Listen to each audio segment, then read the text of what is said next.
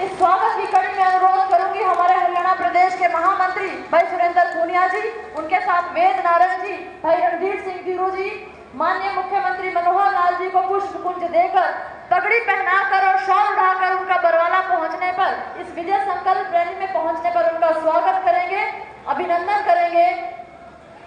भारत माता की। आप बाकी सब अपना अपना स्थान ले लें और स्वागत की ही इस कड़ी में हमारे बीच हमारे लोक चौधरी रणजीत सिंह जी, वो भी हमारे बीच आज इस मंच पर विराजमान हैं। तो मैं स्वागत की इस कड़ी में अनुरोध करूंगी हमारे चेयरमैन भाई रमेश बैटरीवाला जी से, वाइस चेयरमैन ताराचंद जी से और उनके साथ जिला सचिव भाई दर्शन गिरी जी से कोई आए और चौधरी रणजीत सिंह जी का पगड़ी पहनाकर और उन्हें शॉल देकर पुष्पकुंज भेंट कर उनका स्वागत अभिनंदन करेंगे।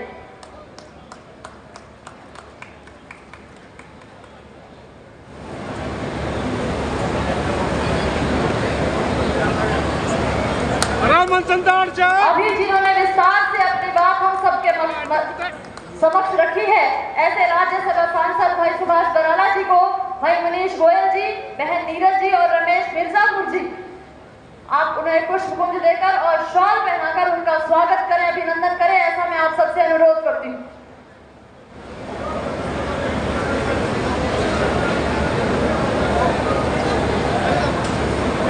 और स्वागत की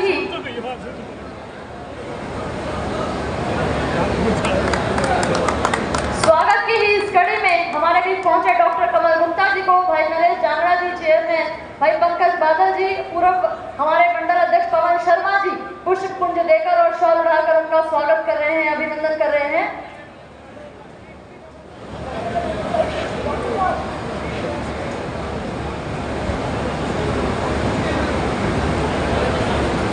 झांसी से विधायक आदरणीय विनोद ध्याना जी भी आज इस विजय संकल्प रैली में हमारे बीच उपस्थित हैं। मैं अनुरोध करूंगी भाई प्रवीण सैनी जी से, भाई देशराज वर्मा जी से, भाई अनिल भैरव जी से कि आप आए और आदरणीय विनोद ध्याना जी का भी इस रैली में पहुंचने पर पुष्प कुंज देकर शॉल उड़ाकर उनका स्वागत करें, अभिनंदन करेंगे।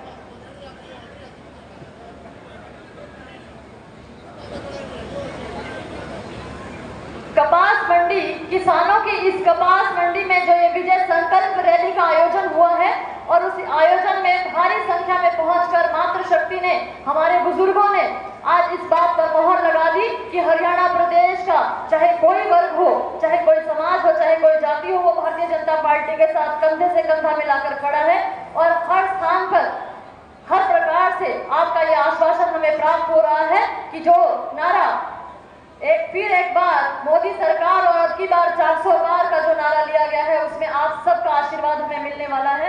उसके लिए मैं आप सबका आभार व्यक्त करती हूँ और अब मैं अनुरोध करती हूँ भाई विनोद ध्याना जी से, वो थोड़ा लेट पहुंचे हैं, वो भी 2 मिनट माननीय मुख्यमंत्री मनोहर लाल जी का यहाँ पहुंचने पर स्वागत करें, अभिनंदन करें। चौधरी रणजीत सिंह जी। मैं एक नारा लगाऊंगा, भारत माता की। जरा खड़े होकर लगाओ, भारतीय जनता पार्टी, श्री नरेंद्र मोदी, माननीय श्री मनोहर लाल जी, प्रदेश के महामंत्री श्री सुरेंद्र पूनिया जी, जिला अध्यक्ष बहन आशा खेदड़, श्री वेद नारायण जी, पूर्व विधायक श्री रणधीर सिंह जी, डेरूल संयोजक विधानसभा श्री नरेश जांगड़ा जी, चेयरमैन सर्व कल्याण बोर्ड रमेश सरदारा जी, चेयरमैन नगर पालिका बरवाला, ताराचंद जी नलवार, वाइस चेयरमैन नगर पालिका बरवाला, और हमसे ज्यादा जो इस आंदोलन को मजबूत कर रहे हैं वो बरवाला हल्के के सारे भारतीय जनता पार्टी के वर्कर, माताएं, बहनें व बच्चे। बहुत थोड़े में बोलूंगा, 5 मिनट में अपनी बात कहूंगा। मैं पॉलिटिकली 1987 से राजनीति में हूँ, 5-6 कैबिनेट में मंत्री रह लिया। सबसे पहले जो देवलाल की कैबिनेट में 87 में बना, कृषि मंत्री था। फिर ओम प्रकाश जी चौटाला की कैबिनेट में रहा। अब आपकी कैबिनेट में माननीय श्री मनोहर लाल जी की कैबिनेट में 4.5 साल रहा। और आज राज सिंह जी सैनिक की कैबिनेट में मिनिस्टर और अब लोकसभा पर जाते हैं। आदमी ठीक है या गलत है, ये पहली चीज होती है। पार्टी कौन सी है ये देखने की बात होती है। भारतीय जनता पार्टी से आज बड़ी पार्टी नहीं है। मैं आधे मिनट में चर्चा करके करूंगा।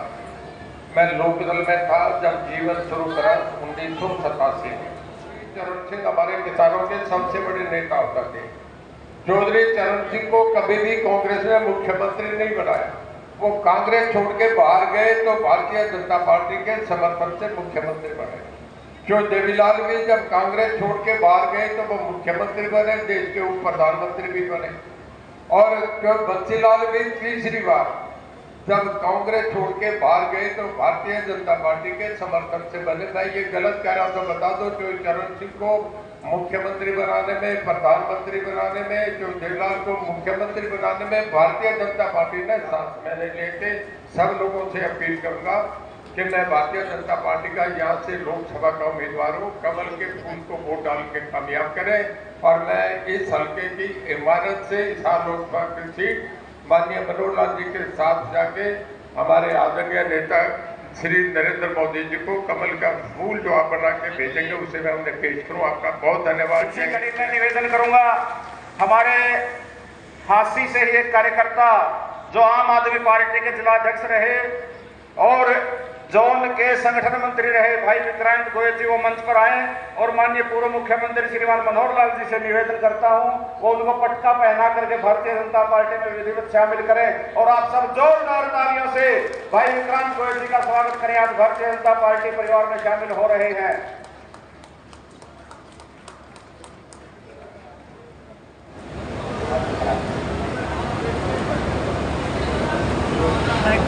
और मैं निवेदन करूंगा हमारे भारतीय जनता पार्टी बरवाड़ा विधानसभा के तीनों मंडल अध्यक्षों से भाई महेश शर्मा जी, बिंदर जुगलान जी और नरेश गरेवाल जी से बड़ी माला से माननीय मनोहर लाल जी का स्वागत करें। और भाई प्रदीप बुरा जी से निवेदन वो जल्दी से अपना स्वागत गीत प्रस्तुत करें। भाई प्रदीप बुरा जी, आज हम सब बरवाड़ा निवासियों के लिए बहुत खुशी की बात है कि हरियाणा प्रदेश के पूर्व मुख्यमंत्री श्रीमान मनोहर लाल जी और जो करनाल लोकसभा से भारतीय जनता पार्टी के प्रत्याशी भी हैं और इसी स्थान पर 2016 और 2018 में बरवाड़ा की पावन पवित्र धरा पर पहुंच करके उन्होंने बरवाड़ा को सैकड़ों करोड़ की सौगात देने का काम किया था।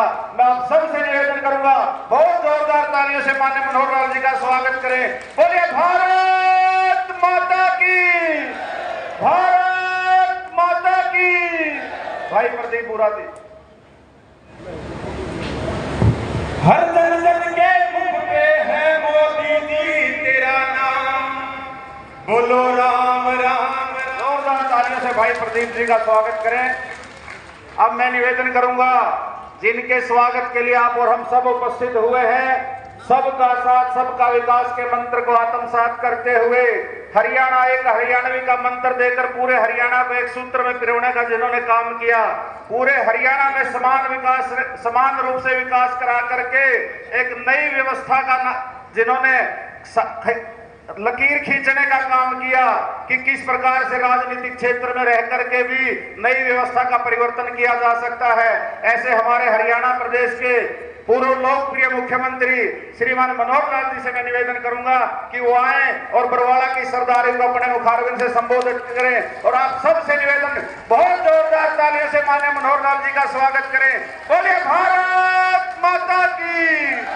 भाइयों बहनों, बोलो भारत माता की, भारत माता की।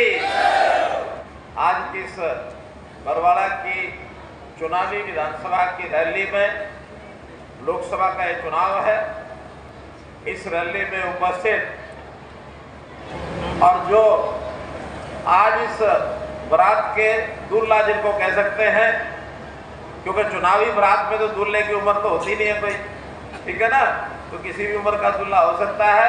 तो आज हमारे इस बारात के दूल्हा हैं जो विधान लोकसभा के इस चुनाव में प्रत्याशी हैं, चौधरी रणजीत सिंह जी चौटाला,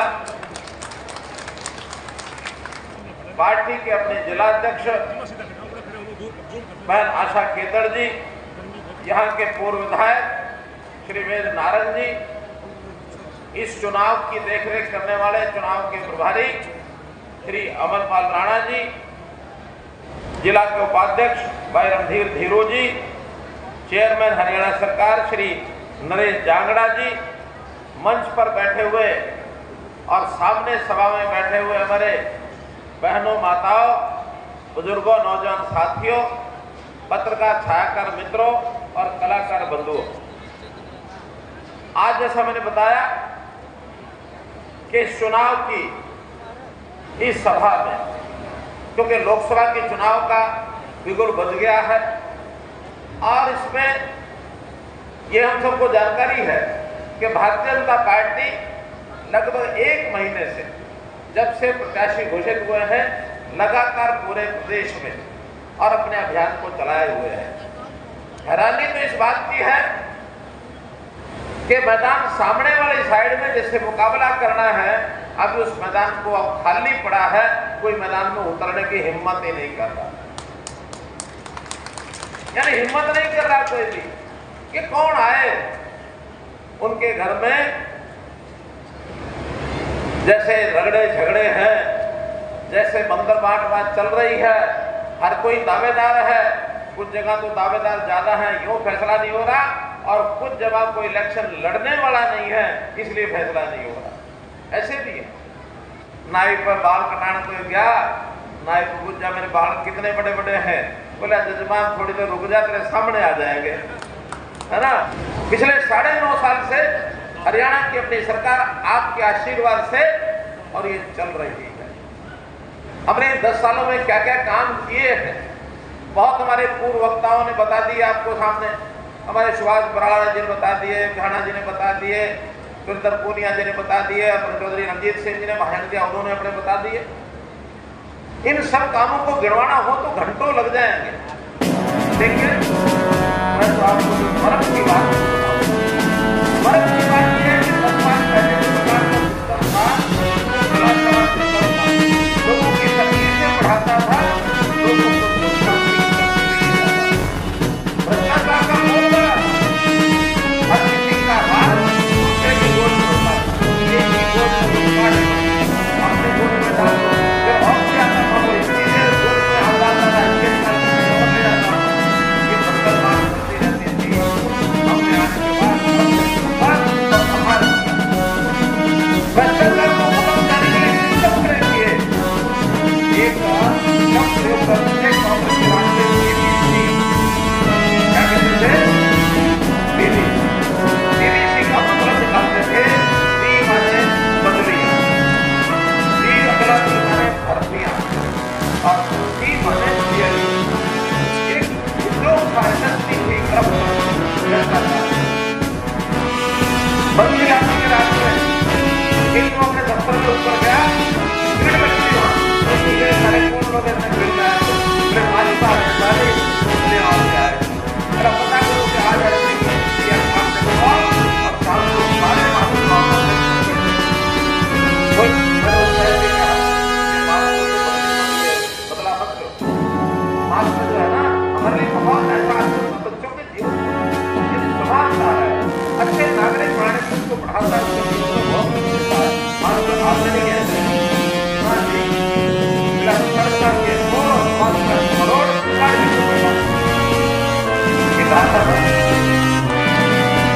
मैंने कहा पॉलिसी बना रहे थे, नहीं मानते, क्यों वो नहीं माने? ऐसा नहीं है।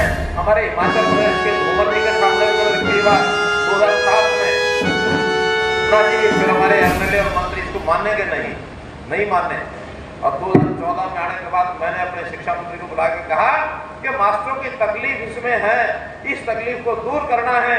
ऑनलाइन ट्रांसफर की पॉलिसी बनाई, लागू की, 95% अध्यापक इससे खुश हुए कि हमें जो आपका मन चाहा स्थान मिल गया, जहां जाना चाहते। आज कोई मास्टर किसी नेता के पास, मंत्री के पास, मुख्यमंत्री के पास बदली लेके नहीं आता। उसको पता है सीनियरिटी, योग्यता, उसको देख करके अपने आप हो जाएगी। हर साल अप्लाई करता, हर साल अपने घर के नजदीक पहुंचता। जो रिटायरमेंट के नजदीक है वो अपने घर के स्थान पर पहुंच जाता है। जरूरत तो उसको ज्यादा है, बुजुर्ग है या कोई बीमार है, या हमारी बहन, माता, कोई भी उसको तकलीफ है। हमारी कई दिव्यांग बहनें भाई हैं उनको नजदीक चाहिए, कुछ विधवा हैं उनको नजदीक चाहिए। तो इसलिए सब सिस्टम बना करके हमने ट्रांसफर पॉलिसी पहले मास्टरों की थी, अब हरियाणा के सभी 4 लाख कर्मचारी इस सिस्टम से अपने घर के नजदीक आते हैं। भाई घर में आएगा, काम ठीक करे, काम ठीक नहीं करे तो एक्शन करो, लेकिन बदला निकालो, राजनीतिक बदला के इन कर्मचारियों के हाथ में थैला पकड़ाएंगे और ये भी हमारी भीड़ को इकट्ठा करेंगे, भीड़ लाएंगे, हम कभी नहीं कहते। हम कहते हैं हमारी रैली में हमारा जो पार्टी का वर्कर है, पार्टी का जो नेता है, वो जनता को लेकर के आए, अपनी बात बताए। जनता को हमने असली बात बतानी है, बहकाना नहीं है।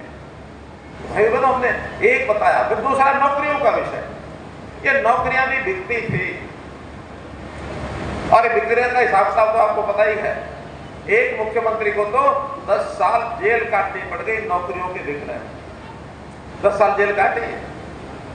कहते कोई कुछ भी, मैं तो बड़ा बेकसूर हूं जी, उसने तो जबरदस्ती मुझे केस बढ़ा दिया, अंदर कर दिया। आखिर केस बढ़ाया किसी ने हो, फैसला तो जज ने सुनाया। आज हमको हाई कोर्ट, सुप्रीम कोर्ट के फैसलों की इज्जत करनी चाहिए। कुछ बात की तभी सजा हुई ना। आज कोई एक पैसे का कोर्ट निकाल के बता दो, अगर किसी ने दिए भी हो पैसे, नौकरी अपने आप ही मिल गई होगी, और पैसे दिए हों, आजकल ऐसे भी एजेंट खड़े हो गए हैं कि 20 आदमियों से पैसे ले लो, जिनकी नौकरी लग जाए जेब में रख लो, जिनकी नहीं लगे उसको वापस कर दो। वाह जी वाह, बड़ा ईमानदार आदमी, इसने नौकरी लगवाई, पैसे ले ली। मेरा कहना है कि किसी को देने की जरूरत नहीं है। पैसों के कारण से किसी की नौकरी लगेगी, उसकी योग्यता, उसकी मेरिट ये है तो नौकरी लगेगी, नहीं तो नहीं लगेगी।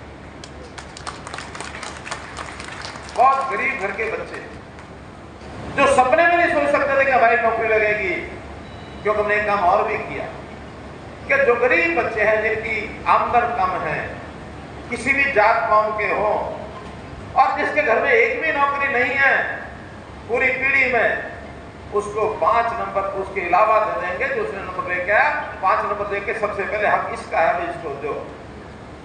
ये काम ठीक किया कि नहीं किया? ठीक करा ना। तो आज ये चीजें सारी जनता को सुख पहुंचाने के लिए हमने सिस्टम बदले। सड़कें सब बनाएंगे, स्कूल सब बनाएंगे, कॉलेज सब बनाएंगे, अस्पताल सब बनाएंगे, रेलवे भी खोल देंगे, बड़े बड़े एयरपोर्ट भी हमारा हिसार में बन रहा है, किसी से कम नहीं है। आज नेशनल हाईवे सारे प्रदेश में इतने बन गए कि जितने जो आज से 10 साल पहले जहां 5 घंटे लगते थे, वहां 2 घंटे में आदमी पहुंच जाता है। चंडीगढ़ का रास्ता आपका 2.5-3 घंटे का हुआ कि नहीं हुआ? हो गया ना। दिल्ली का रास्ता जो 3 घंटे लगते थे, 1.5 घंटे का हो गया कि नहीं हो गया? आज राजस्थान में कहीं चले आओ तो आपको आसान रास्ता, पंजाब कहीं जाना हो, भटिंडा जाना तो आपको आसानी से रास्ता मिलता। यानी आज तो लोग कहते हैं कि अब हमको हवाई जहाज पर चढ़ने की जरूरत नहीं, सड़कें हवाई मार्ग के बराबर हो गई। तो मेरा कहना है कि विकास तो सब करेंगे, हम भी करेंगे, कितने ज्यादा कितने कम, लेकिन सिस्टम सुधारना।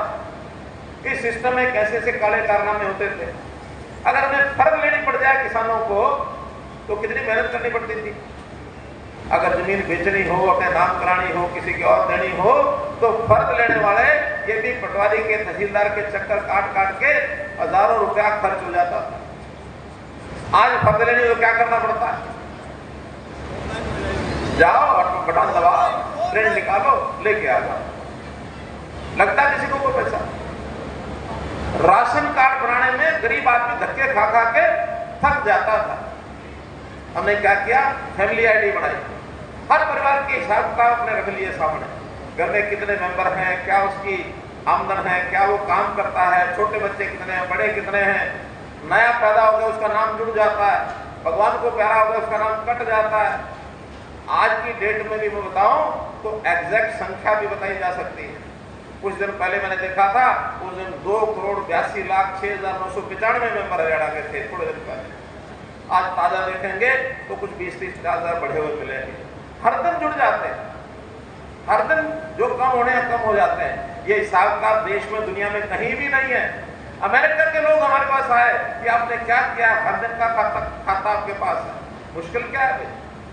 बच्चे का जन्म हुआ या तो गांव का चौकीदार है, या अस्पताल में बच्चा हुआ तो वहां का अस्पताल डॉक्टर है, वो दर्ज करेगा।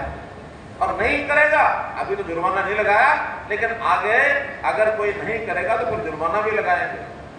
कि जो जानकारी सरकारी कर्मचारी के पास है डालनी चाहिए। अगर कोई आदमी चला गया तो इसकी रजिस्ट्रेशन शमशान घाट वाले को या कब्रिस्तान वाले को डालना ही चाहिए। भाई एक आदमी चला गया तो अफसोस हो गया, लेकिन दर्ज तो करे ना। मरे आदमियों की पेंशन लोगों ने खाई, बड़े बुजुर्ग गुजर गए, उनकी पेंशन आ रही है, बिचौलिए खा रहे हैं और बाद में कोर्ट में धक्के खा रहे हैं। कितने केस बने। आज 60 साल का आदमी होता है, घर में आदमी जाता है, सरकारी कर्मचारी एक साइन करा के लाता है, अगले महीने उसको पेंशन जानी शुरू हो जाती है। जाती कि नहीं? ना अर्जी, ना दस्तावेज, ना दफ्तर जाना, ना कुछ और करना। अब केवल जो पुराने ढरे पर चीजें चल रही थी, ठीक है, जरूरत होती है, बुजुर्ग को भी होती है, हमारी विधवा बहन को भी होती है। मुझे किसी ने कहा, असेंबली में एक एमएलए ने कहा कि भाई हमारी बहनें दुर्भाग्य से विधवा हो जाए तो उनको पेंशन मिलनी चाहिए, मिलती है। लेकिन अगर कोई भाई जिसकी घरवाली गुजर जाए, उसके छोटे बच्चे होते हैं, उसको भी पालने पड़ते हैं, उसको जरूरत है कि नहीं मदद की? होती है ना। हमने उनकी भी, जिसकी घरवाली की डेथ हो जाए उसको हिंदी में कहते हैं विधुर, अपनी भाषा में क्या कहते हैं?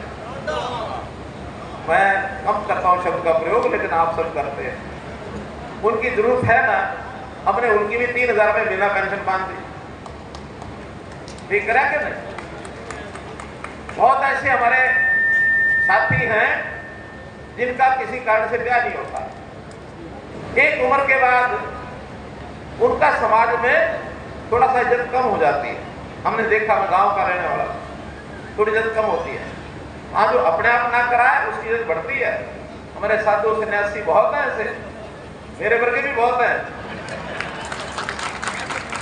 उनकी तो इज्जत बढ़ती है। लेकिन जिसकी ना हो किसी कारण से, उसको लोग कहते हैं ये तो भाई, इसका नाम भी वही है जो पहले ले रहा है। अब इसकी इज्जत भी बढ़ानी है, इसकी इज्जत बढ़ानी है तो अगर पेंशन लगाएंगे इसकी इज्जत बढ़ेगी ना। हमने 45 साल की उम्र तक अगर शादी नहीं होती है तो उसकी भी, चाहे महिला हो चाहे पुरुष हो, उसकी भी पेंशन लगा दी। समाज में अच्छा वातावरण गया ना, तो ये बातें हमारी पिछली सरकारों को क्यों ध्यान में नहीं आई? ध्यान करनी चाहिए। प्रधानमंत्री जी ने गरीबों का, महिलाओं का, युवकों का बहुत ध्यान रखा है। हमारी माताएं बहनें घर में रसोई के अंदर जब गैस चूल्हा नहीं होता था, लकड़ी पर गोसे पाट के आग जला के रोटी और दाल कड़ी बनाती थी। आंखों में धुआं, उस धुएं के कारण से आंख खराब, सांस में धुआं गया तो कैंसर की बीमारी, बहुत बीमारियां इसके कारण से पैदा होती थी।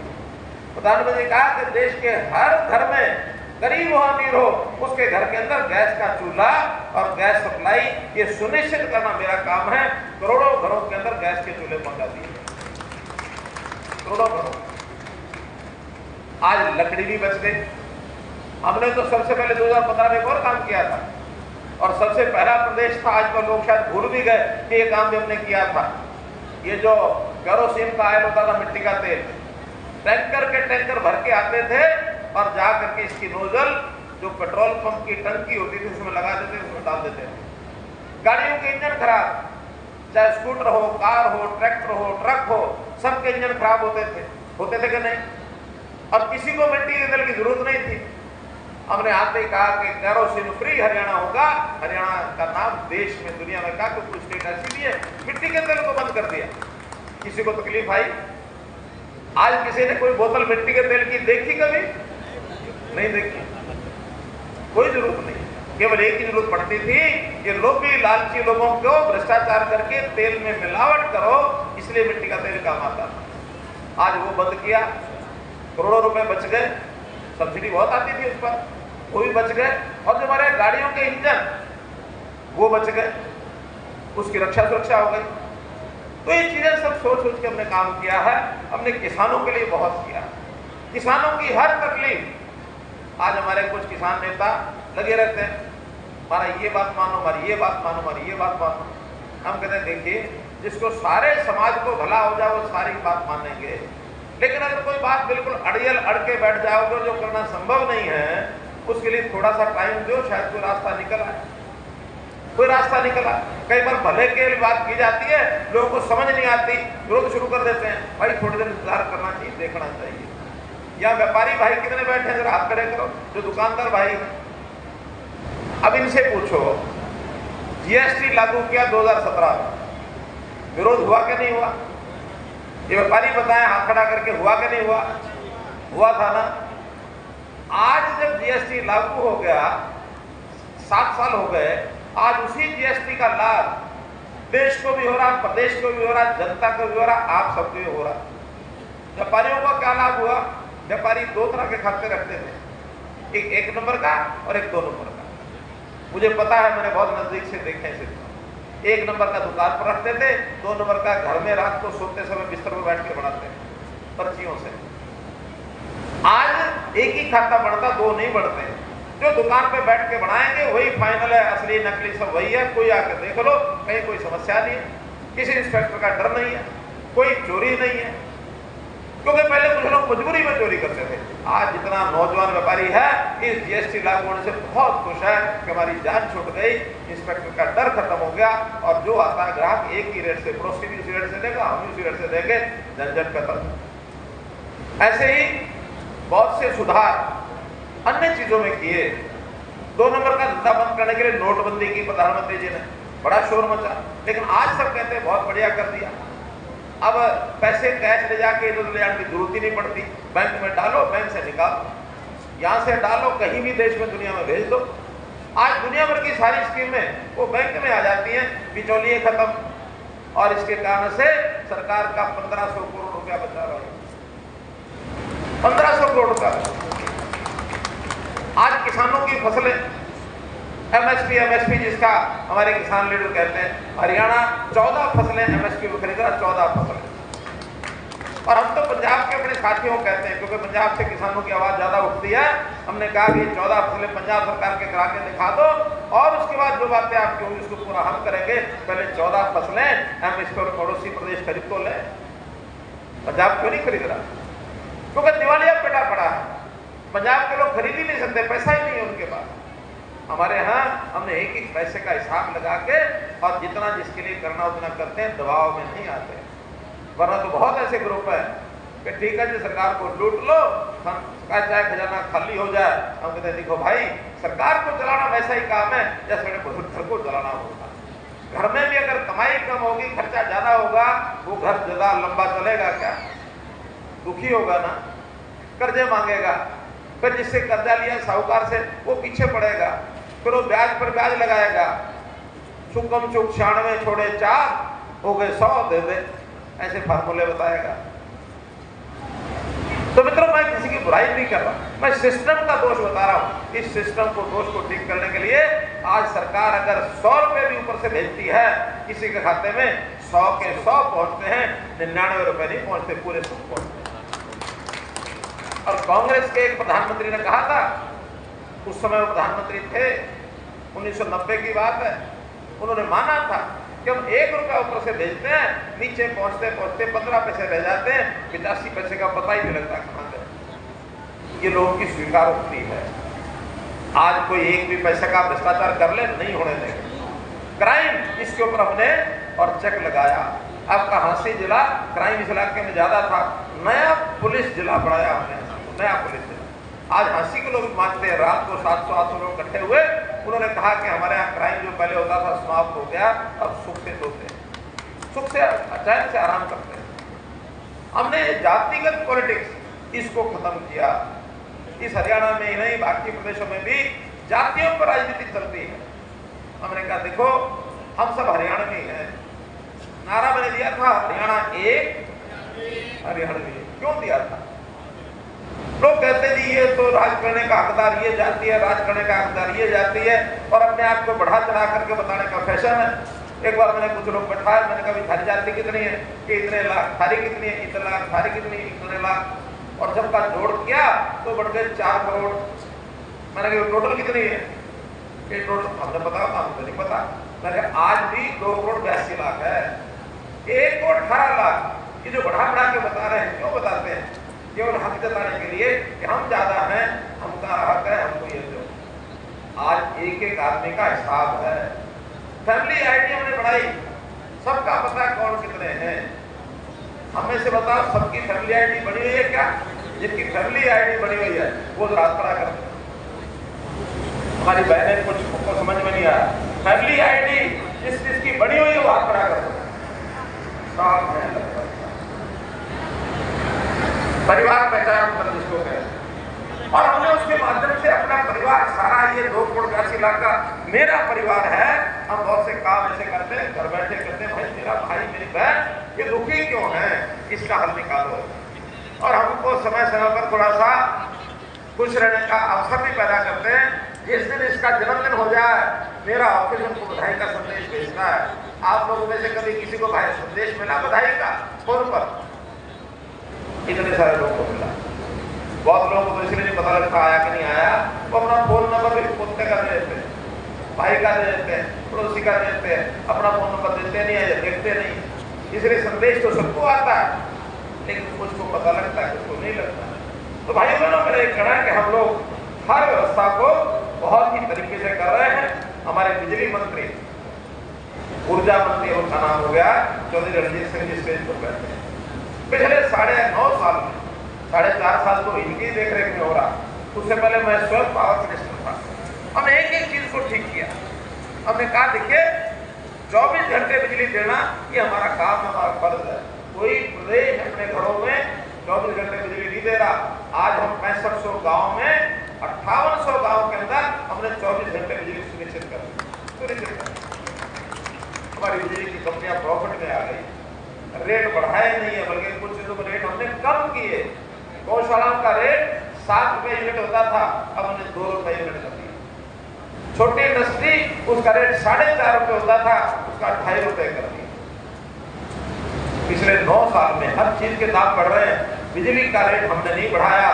सुनिश्चित किया कि 24 घंटे बिजली मिले। हमारे कुछ साथी आके दिखाएंगे, क्या कहेंगे, हम बिजली का रेट मुफ्त कर देंगे। अरे भाई दोगे कितना? पूरी बिजली चाहिए, मुफ्त देके करेंगे, बिजली नहीं आई तो क्या करेंगे?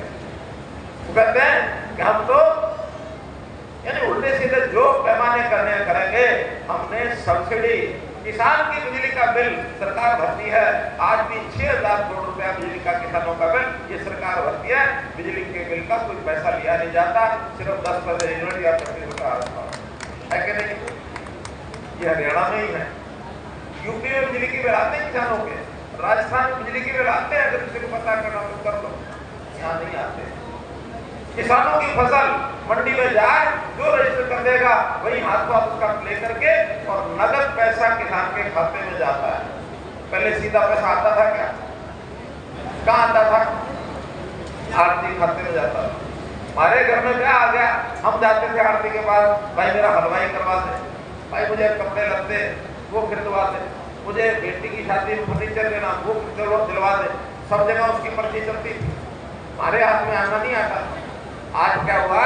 आज किसान के खातों में लाखों रुपए आता है, और अब तो भाई मंडी के आरती में जरूरत पड़ जाए तो किसान के पास दौड़ा दौड़ा जाता है कि भाई साहब आपके खाते में कुछ पीसा पड़ा हो तो मना दे दे।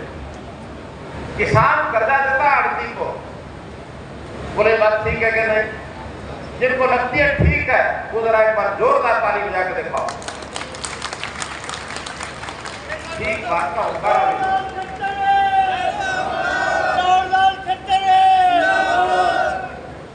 ये कहते हैं कांग्रेस वाले कि हमने तो भाई सोलर नहीं लगाया, बिजली का थर्मल प्लांट एक भी नहीं लगाया। कहते हैं हाँ नहीं लगाया, आप लगाने जा रहे हैं, हालांकि हम तो नहीं लगाया। क्यों नहीं लगाया? इसलिए कि जितनी बिजली हमें चाहिए अपनी पैदावार करने से तो उसका रेट 3 गुना आता है। बाजार में हमें 2.5 पौने 3 रुपया मिलती है, अपनी बनाएंगे तो 7 रुपए का खर्चा पड़ेगा, 8 रुपए का पड़ेगा। तो ये तो बिकने वाली चीज है, जहाँ से सस्ती मिलेगी लेंगे ना, सस्ती लेनी चाहिए ना। जो बाजार से सस्ती मिल रही है तो अपनी बढ़ा के, और वहाँ कुछ लोगों को उसमें रास्ता खोले भ्रष्टाचार का, यहाँ से निकाल लो, यहाँ से निकाल लो, ये नहीं होने देंगे। ये पैसा जनता का है, ये किसी के बाप का नहीं है। जनता के पैसे की रखवाली करना ये एक चौकीदार का काम हो सकता है, और चौकीदारी करने का काम सबसे पहले किसने जिम्मे लिया? अपने प्रधानमंत्री नरेंद्र मोदी ने। उन्होंने एक बार कह दिया कि आज से मुझे प्रधानमंत्री मत कहो, मुझे देश का चौकीदार कहो। कहा था कि नहीं? चौकीदार था। सारे चौकीदार हो गए थे। एक भावना है मन की कि चौकीदार करोगे सब चीज सुरक्षित रहेगी, लूटोगे तो अपने घर को लूटोगे, अपना ही नुकसान करोगे। ऐसे ही एक बार कहा मैं प्रधानमंत्री नहीं हूं, मैं प्रधान सेवक हूं। हमने राजनीति सेवा के लिए की है, हमने राजनीति को भोगने के लिए, सत्ता भोगने के लिए नहीं होती, सेवा करने के लिए होती है। त्याग और समर्पण का भाव ये मन में होना चाहिए, और ये केवल अगर कर सकता है तो भारतीय जनता पार्टी का कार्यकर्ता कर सकता है, दूसरे से तो उम्मीद भी नहीं रखी जा सकती। आजकल बहुत चर्चा का विषय बना हुआ है कि कैसा मुख्यमंत्री है। लोग तो कुर्सी के लिए लड़ मरते हैं, एक बार हाथ में आ जाए तो मरते दम तक छोड़ते नहीं हैं। और ये ऐसा मुख्यमंत्री है, इसने अपनी कुर्सी से सजाई उठा के नायब सिंह सैनी को दे दी। कहते कि नहीं कहते? मेरा इसमें कहना है, कोई भी आदमी चाहे अपनी खेती करता हो, किसान हो, चाहे व्यापार करता हो, चाहे वो नाई हो, बाटी हो, तेली हो, कोई लोहार हो, सुनार हो, जब थोड़ी उम्र हो जाए उसके बाद अच्छा आदमी वो है जो अपने जीते जी अपने बच्चों को काम संभलवा दे। किसान अपने हल का हत्था ये अपने बेटों को पकड़ाता है कि बेटा चल निकाल, चल हल चला। ये ध्यान रखियो, कदे जब फाड़ी है ये बड़द के पैर में हो जाए, थोड़ी देर साथ साथ चलता है, दोनों पकड़ के चलते हैं, फिर किसान छोड़ देता, फिर उसका बेटा उसको चलाना सीखता। घर में बहू आती है, सास उसको काम सिखाती है, साथ बैठती है कि बेटी अच्छा काम कर ले, यूं सीख ले, झाड़ू यूं लगा दे, रोटी यूं पो दे, सब्जी यूं बना दे। क्यों हमारी माताएं बहनें अपनी नई बहू को सिखाती कि नहीं सिखाती? और खाली बहू को नहीं, घर में बेटी है उसको भी सिखा कर भेजते हैं कि बेटी तेरी क्या हो जाएगा तेरा, तो जाके सास ससुर की सेवा करनी है, घर से काम सीख के जा। सिखाते क्या? एक नाई अपना निर्णय, अपना उसरा अपने बेटे को देता कि बेटा यूं नाखून काटा जाते हैं, यूं शेव की जाती है। एक हाथी रंदा बेटे को कहता है यूं चला, जरा जो लकड़ी है इसको ठीक से छील। लोहार जो है वो अपनी छेड़ी, अपनी हथौड़ी ये उसके हाथ में देता है, कैसे लोहे को पीटना है ये उसको बताता है। और अगर हमने भी अपने रहते रहते अपने साथी को मुख्यमंत्री बना करके उसको सिखाने का काम कर रहे हैं, हमने कर ही दिया है। कर क्यों दिया? 1995 में मेरा साथी है, 95 से लेकर के और अब 2024 तक हम साथ रहे हैं। भरोसा होने के बाद अपने हाथों सौंपा, भैया देश की सेवा करो, जनता अपना परिवार है। और ये होड़ लग गई बीजेपी में। हमारे सिरसा में वो सांसद थी बहन सुनीता दुग्गल, उनका ठीक है मेरी जगह अशोक तंवर को लड़ा दो, मैं खुश हूँ। वो खुश होकर 7 साल के काम कर रही। जहाँ मुझे लोकसभा का मेंबर बनाया वहाँ संजय भाटिया लोकसभा के सांसद थे, उन्होंने कहा कि मनोहर जी आप चुनाव के फॉर्म भर के चले जाओ, चुनाव हम लड़ेंगे, सर्टिफिकेट लेने के लिए आ जाना। और अगर ये कांग्रेस में होता तो क्या होता? कुर्सी पहले तो छोटा कोई नहीं, खोसबी में तो फिर जो उसके दावेदार हैं एक एक टांग पकड़ के उस कुर्सी को तोड़ देंगे, कुर्सी को सही सलामत रखेंगे नहीं। ये है अंतर कांग्रेस का, भारतीय जनता पार्टी। और कांग्रेस वाले सपने क्या देख रहे हैं? सपने देख रहे हैं कि हाँ सारे दलों को इकट्ठा कर लो, देश भर के ठगबंधन बना लो। मैं गठबंधन को ठगबंधन कहता, ठगी करने के लिए इकट्ठे हो गए, एक दूसरे पर भरोसा नहीं है, नाम से इंडी गठबंधन बना लिया। लेकिन जब बारी आती है भाई एक चीज छोड़ दो बाकी दूसरे ले लो, छोड़ने के लिए कोई तैयार नहीं है, सब अपने अपने मुंह चल रहे हैं। और इरादे क्या रखते हैं? जुगनू होता है, जुगनू, एक तरफ जुगनू एक तरफ सूरज। कहते महफिल जम गई, सब जम के बैठ गए जुगनू सारे, और महफिल में क्या ध्यान किया और क्या प्रस्ताव पास किया, चलो सूरज का रास्ता बदलते हैं। सूरज कौन है? नरेंद्र मोदी। इनमें हिम्मत है कि नरेंद्र मोदी का रास्ता बदल देंगे? नहीं हिम्मत। ये तो ऐसी नाव में बैठ गए हैं, चिंता नहीं करते कि नाव हमारी सबकी है। नाव में इतने सारे लोग बैठ गए, एक आदमी पीछे बैठा बैठा नाविक आगे है, नाव चला रहा है, वो पीछे बैठा बैठा छेड़ियां थोड़ी लेके और उस नाव में सुराख कर रहा है। जो खटखट की आवाज नाविक को पता लगी क्या खटखट है, उसने अपने साथी को भेजा कि जा पीछे देख क्या कुछ गड़बड़ तो नहीं है। उसने जाके देखा एक आदमी नाव में छेद कर रहा है। उसने कहा क्या कर रहे हो? मेरी मर्जी, मैं जहाँ बैठा हुआ छेद कर रहा हूँ। अरे छेद करेगा, पानी अंदर घुस जाएगा, नाव जमीन में, ये समुद्र में डूब जाएगी, फिर तुझे क्या है? डूबूंगा तो मैं डूबूंगा, तुझे क्या है?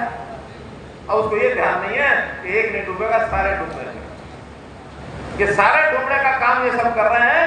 कोई कुछ बोलता, कुछ बोलता, एक सिस्टम से चलने का इनका मंसूबा है ही नहीं। कहीं की ईंट, कहीं का रोड़ा, प्रधानमंत्री का उनका ये कर रहे हैं। और फिर कुछ ऐसी डूबती नाव में हमारी इच्छा रहती है कि ऐसे अच्छे कुछ आदमी हो, उनको निकाल के जरा कमल की सवारी करा दें। कीचड़ में पड़े होते हैं, कमल की सवारी कराने के लिए ले आते हैं, लेकिन क्या करें, वो नाक का नशा ही ऐसा है, कमल की सुगंध तो पसंद आती नहीं है। फिर वहीं जा करके उसी डूबती नैया में बैठने की इच्छा करते हैं। एक आध नेता ऐसे भी है, निकाल के लाए, फिर जाके उस नैया में बैठ गए डूबने के लिए। बैठे कि नहीं? बैठ गए ना? डूबना चाहिए था क्या? छोड़ना चाहिए था क्या? तो भाइयों, हम तो हर किसी की हिफाजत करते हैं, सुरक्षित करते हैं। आखिर यहाँ भारतीय जनता पार्टी में आने वाला व्यक्ति, उसका ध्यान रखना हमारा काम है। उसका मान सम्मान इज्जत हम भी देते हैं। आज भी हमारे हांसी के एक नौजवान पार्टी ज्वाइन की है, आम आदमी पार्टी का जिला विक्रांत गोयल। मैं आश्वासन देता हूँ विक्रांत गोयल को कि जो हमारे यहाँ सम्मान पुराने आदमी को मिलता है, उतना ही सम्मान हमारे नए आने वाले विक्रांत गोयल को मिलेगा, उसमें कमी नहीं आने देंगे। भारतीय जनता पार्टी समुद्र है। भाई बहनों, आज के समय इतनी एक बात आपको कह करके अपनी बात करूंगा। ठीक है, इतनी बात कह के आपसे मैं जानूंगा कि अब ये चुनाव का वेला है, और चुनाव के वेले में जैसे कोई फैक्ट्री वाला या कोई और आदमी अपने लाइसेंस को रिन्यू कराने के लिए जाता है इंस्पेक्टर के पास कि मेरा लाइसेंस एक्सपायर हो रहा है, इसको रिन्यू कर दे, वो अपनी कलम उठा के करता है। ऐसे ही राजनीति में सरकारों का लाइसेंस भी 5 साल बाद रिन्यू कराना पड़ता है। वहां अफसर करता है रिन्यू, यहाँ कौन करेगा? यहाँ रिन्यू कौन करेगा? ये जनता करेगी। रिन्यू करने के लिए तैयार हो बहने हमारी? रिन्यू, हमारा लाइसेंस रिन्यू करने के लिए, मोदी जी का लाइसेंस रिन्यू करने के लिए तैयार हो? तैयार है। अगला विषय कि रिन्यू तो 272 सीटों में भी हो जाएगा, क्योंकि मेजोरिटी में 272 चाहिए, रिन्यू तो हो जाएगा। लेकिन एक है खाली शाही से रिन्यू करना, और एक है सुनहरी शाही से रिन्यू करना। सोने का गोल्डन रिन्यूअल जिसको कहते हैं, हम चाहते हैं मोदी जी का गोल्डन रिन्यूअल करना है। और गोल्डन रिन्यूअल तब होगा कि जब अब की बार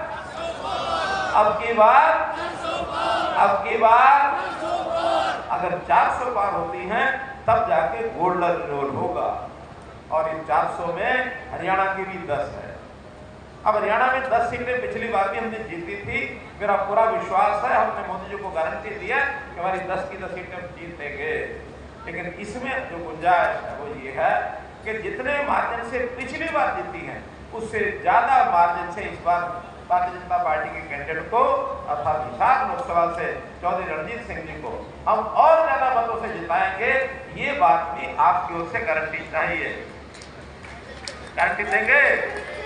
तो इसके लिए आज ही जुट जाओ।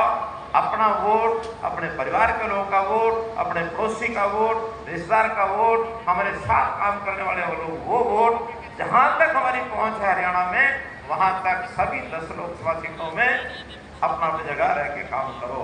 बहुत लोग मुझे कहते हैं मैं करनाल आ रहा हूँ जी। मैंने कहा भाई, जहाँ करनाल में काम करने वाले लोग हैं, आप भी जिस लोकसभा में हैं, हिसार में है, तो हिसार में भी काम करना है। जो जहां है वही काम करे, वही भारतीय जनता पार्टी का समर्थन होगा। और मैं भारतीय जनता पार्टी के लिए दिन रात काम करता हूं। ठीक है, करनाल से मुझे टिकट मिली है, वो जितना ही है, लेकिन हरियाणा की 10 की 10 सीटें जितनी हैं, इस संकल्प के साथ हम मैदान में उतरे। यही बात करते हुए मैं अपनी बात को समाप्त करता हूँ। बहुत बहुत धन्यवाद, बहुत बहुत आभार। मैं हूँ हरियाणा की, हरियाणा का जन है मेरा परिवार, जो अब ईश्वर द्वारा दिए हुए आशीर्वाद को, भाग्य को भी यह कहकर दूसरे को सौंप देते हैं कि मैंने इसका बहुत उपयोग कर लिया, अब आगे से आप इसका प्रयोग कीजिए। ऐसे हैं संत पुरुष मनोहर लाल जी। हम आपका धन्यवाद करते हैं जो बरवाला विजय संकल्प रैली को आपने संबोधित किया।